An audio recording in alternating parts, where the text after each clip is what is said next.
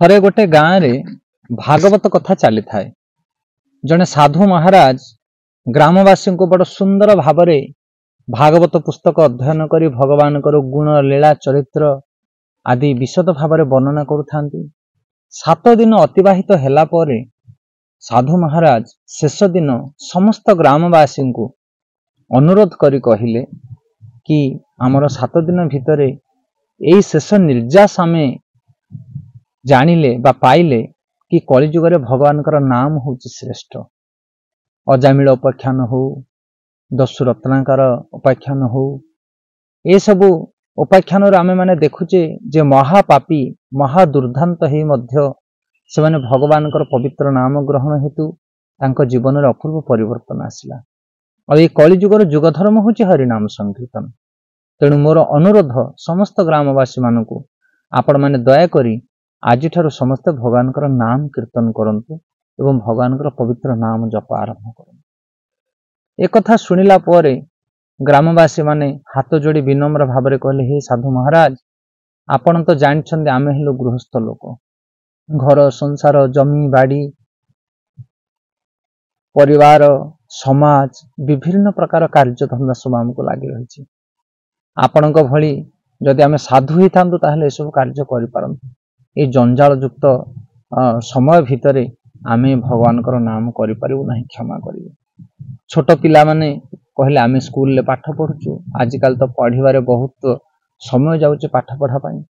एवं गृहिणी लोक माने स्त्री लोक माने कहले हमर रोसे बास घर काम करू करू आम समय चली जाउची।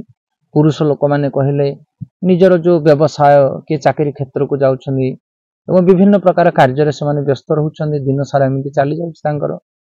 वयस्क लोक माने से माने भी तांकर अभिप्राय जणेले एवं समस्ते कहले कि समय अभाव जोगु आमे भगवान नाम जप करवाटा कष्ट होची। हे साधु महाराज, जेतबेले हमर जंजाल टिके सरी जीवो सेतेबेले आमे भगवान नाम कीर्तन करबु, नाम जप करबु। ए कथा कहिला परे साधु महाराज गोटे विचार कले मने मने एवं कहले, ठीक अछि, समय जेतेबेले आसीबो तुमे माने जप करबा आरंभ करिवो। एथर मते विदाय दे, मु अन्य गाँव को चली जी।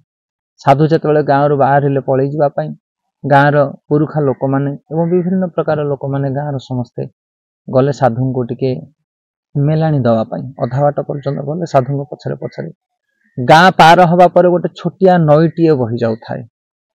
अल्प अल्प पानी जाउ थाए नई रे एवं से नई को पार ही आगो को रास्ता लंबी जाई थाए।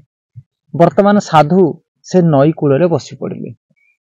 1 घंटा 2 घंटा 3 घंटा धरी बसी रहिले साधु।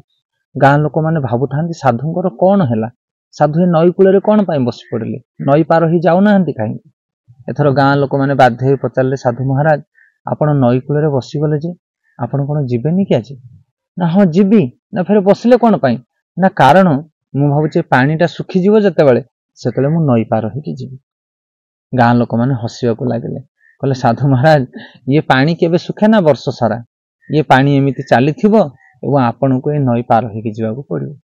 साधु महाराज एथर हसिले, कहले मु ठीक सही कथा ही कहूथिले आपण मानकु।